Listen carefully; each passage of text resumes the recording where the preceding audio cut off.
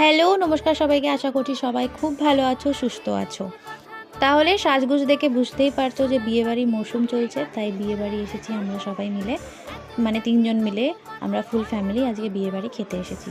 তাই পরপর করে একদম ৩ জন করে দেখিয়ে দিলাম। বিয়েটা ছিল হচ্ছে আমাদের ওপরে 3rd ফ্লোরে একজন নন বেঙ্গলি থাকে, তার ছেলের বিয়ে।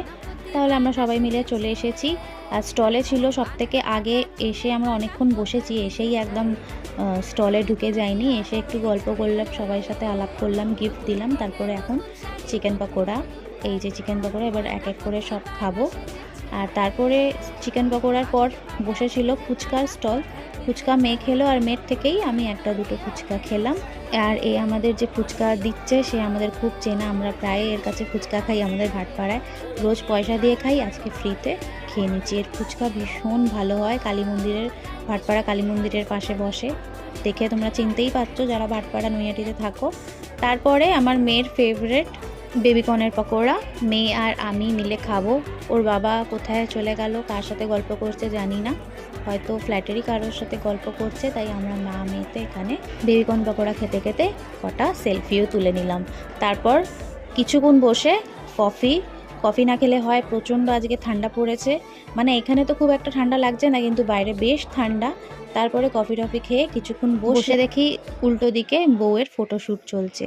এখন বউয়েরই যুগ, তাই বউদের এখন একদম সুন্দর করে ফটোশ্যুট চলছে। অনেকক্ষণই দেখলাম, বড় রয়েছে পাশে, ও কারোর সাথে গল্প করছে। আর বউটা দেখতে বেশ মিষ্টি হয়েছে। চলুন, 9:30 বেজে গেছে প্রায়, এবার আমরা খেতে বসি। খা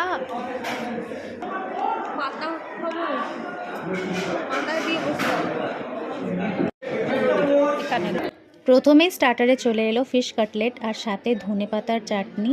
আর ফিশ কাটলেটটা খেতে খুব অপূর্ব হয়েছিল, এত সুন্দর লাগছিল, তার মধ্যে ধোঁয়া ওঠা, একদম গরম গরম, এক্ষুনি যেন ভেজে এনে দিয়েছে। আর খেতেও তেমনি সুন্দর হয়েছিল, খুব সুন্দর হয়েছিল ফিশ কাটলেটটা। প্রথম লুকেই বুঝতে পারছো, দেখেই খেয়ে। তারপরে ফিশ কাটলেট শেষ হতে না হতেই চলে এলো কড়াইশুঁটির কচুরি আর পনির রেজালা। ওইটাও খেলাম, কিন্তু লুচিটা পুরো খেতে পারলাম না, অর্ধেকটা খেলাম।